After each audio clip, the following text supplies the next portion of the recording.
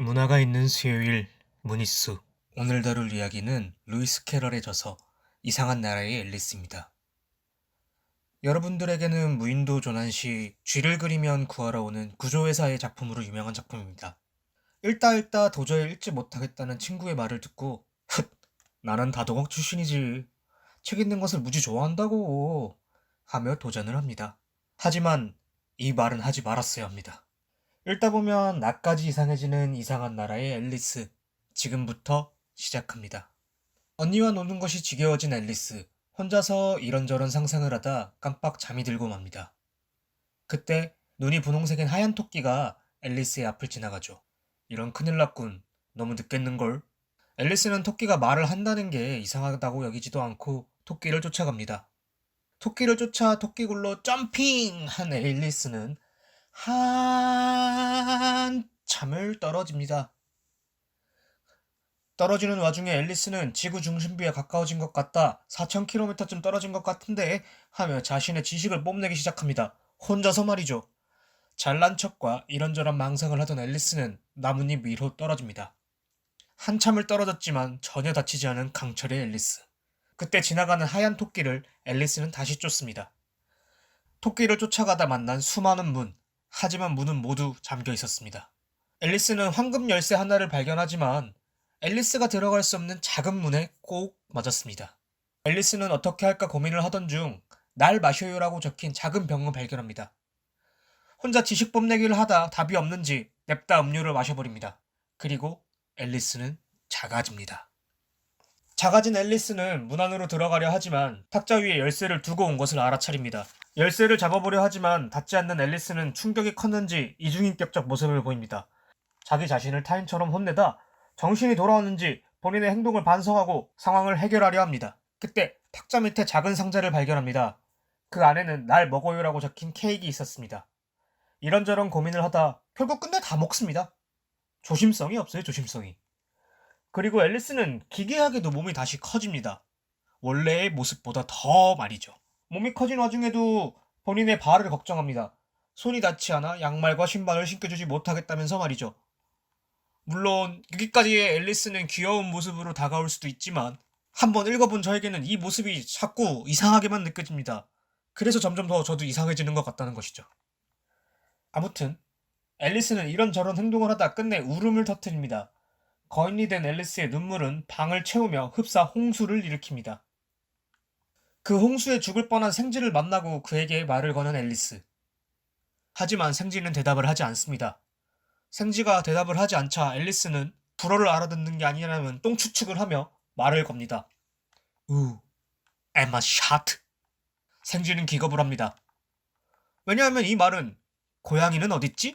라는 의미였기 때문이죠.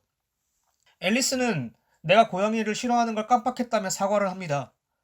하지만 사과는 대답을 한 번에 하지 않은 생쥐를 괴롭히기 위한 위장술이었습니다. 끊임없이 고양이를 언급하며 생쥐에게 공포감을 주는 앨리스. 종국에는 고양이가 귀엽다며 생쥐의 원수를 사랑하라고 생쥐에게 강요를 합니다. 그런 끔찍한 행위에도 생쥐는 앨리스를 데리고 물난리를 벗어납니다. 그렇게 물난리를 벗어나 한 언덕에서 수많은 동물들과 함께하게 된 앨리스. 그 동물들의 행동은 꽤나 이상합니다. 갑자기 경주를 하더니 모두가 승리자라며 앨리스의 주머니에 있는 사탕을 갈취합니다. 모든 동물들에게 사탕을 나눠주자 자신의 것이 남지 않은 앨리스. 그래서 기분이 상한 앨리스는 생쥐에게 고양이 이야기를 하라며 공포감을 조장합니다. 그래서 마지못해 고양이의 이야기를 시작한 생쥐. 하지만 이야기는 시작되지 못합니다. 왜냐하면 시작부터 앨리스가 생쥐의 말에 딴지를 걸기 때문이죠. 이럴 거면 왜 이야기를 하라는 거지? 하며 짜증이 난 생쥐. 결국 둘은 말다툼을 합니다. 이전부터 쌓여온 앨리스에 대한 불만이 끝끝내 터지고 만 것입니다. 그렇게 말다툼을 하다 생쥐는 그냥 자리를 떠나버리고 맙니다. 그러자 떠나가는 생쥐를 향해 앨리스는 소리칩니다. 다이너가 있다면 당장 잡아올 텐데! 여기서 다이너는 앨리스가 키우는 고양이의 이름입니다. 그러면서 남은 동물에게 이 청부업자가 얼마나 무서운지를 말하며 자신의 이야기에 딴지를 걸지 말라며 협박을 합니다. 여기서 책을 포기했어야 됐는데. 다독성 수상 기록이 있는 저는 포기할 수 없었고 슬프게도 책을 계속 읽어갔습니다. 앨리스는 여행을 떠나다 한 집에 들어갑니다. 그러더니 무엇인가 먹거나 마시면 재미난 일이 생겨난다며 주인이 없는 집에 음식을 먹습니다 또. 참나. 그리고 또다시 거대해진 앨리스. 집안을 꽉 채운 앨리스 때문에 집주인은 집 안으로 들어가지 못합니다. 집 안으로 들어가기 위해 여러 방법을 강구하다 끝내 이 집은 저주받았다며 집을 불태워버리려 합니다. 그때 앨리스는 다시금 청부업자를 언급하며 협박을 합니다.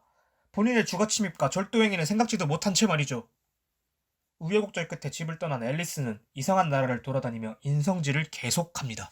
알을 지키느라 신경질적인 비둘기에게 자신이 많은 알을 먹어봤다며 공포감을 조장하고, 남의 아기를 돌봐주다 아이가 무겁다며 아기의 오른쪽 귀와 왼쪽 발을 매듭지어 묶어 짐짝처럼 들고 다닌다. 징징거리는 게 꼴보기 싫어 돼지라 최면을 걸고 아기를 버립니다. 그러고는 네가 사람이었다면 아주 못생긴 아이로 자랐을 거야 라며 외모 비하를 하죠. 그러고는 맘에 안 드는 친구들도 돼지로 만들고 싶다는 저주성 발언을 합니다. 아이를 뒤로하고 떠나던 앨리스는 목격자인 채쉐 고양이를 만납니다. 고양이에게 아기가 돼지로 변했다며 변명을 하지만 고양이는 그럴 줄 알았다며 퉁명스럽게 반응합니다. 앨리스는 자신의 쓰레기적 행동을 목격한 고양이에게 유일하게 인성짓을 하지 못합니다. 앨리스에게 인성짓을 당하지 않은 것은 채쉐 고양이뿐입니다.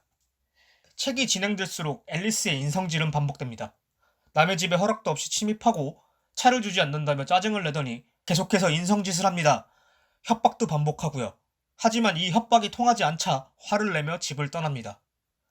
이야기는 흐르고 흘러 앨리스의 인성질에 앨리스가 사형에 처할 위기에 놓였을 때 죽기는 싫었는지 꿈에서 깨며 탈출을 합니다. 여기까지가 이상한 나라의 앨리스의 원서였습니다.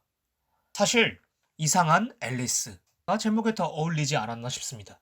어린아이라고 너그럽게 생각을 해도 죽이겠다는 협박을 반복하는 앨리스의 모습은 달갑지가 않았습니다. 구조회사가 앨리스를 호기심 넘치고 귀여운 소녀로 잘 포장했다는 생각이 듭니다. 물론 이 책이 출판된 시기에 시대상을 생각해보면 책의 인기가 어느 정도 이해는 갑니다.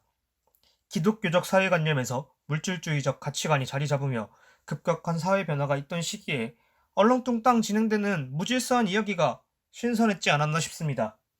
이 책에 담긴 수많은 요소들이 있다지만 이상하게도 이상한 앨리스만 보였습니다. 책 속의 모든 등장인물들이 이상하지만 그 중에서도 가장 정점에 놓인 것은 앨리스입니다. 이후 뮤지컬, 연극, 만화 등에서의 앨리스는 이런 인성짓을 하는 모습이 최소화되거나 없어졌기에 환상적인 이상한 나라, 즉 원더랜드의 모습이 뚜렷해졌다고 생각합니다. 그렇기 때문에 현대시대까지 인기를 유지하지 않았나 싶습니다. 인성짓하는 모습이 그대로였다면 지금의 앨리스의 이미지는 존재하지 않았을 거라 생각합니다. 분명 이 책을 좋게 읽으신 분들이 많으실 겁니다. 너가 꼬인 거야. 너가 이상하게 생각하는 거야.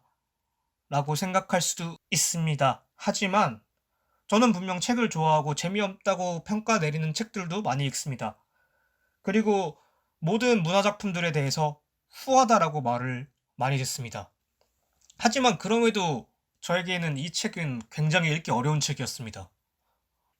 물론 이 책은 유명한 고전작품이기 때문에 한 번쯤 읽는 것은 추천드립니다. 하지만 세상에 많은 책들이 있고 읽을 책들이 많이 밀려 있다면 조금 더 순서를 뒤로 미뤄도 되지 않나 하는 생각을 합니다. 여기까지 문화가 있는 수요일 문이수 이상한 나라의 앨리스 편이었습니다. 안녕히 계세요.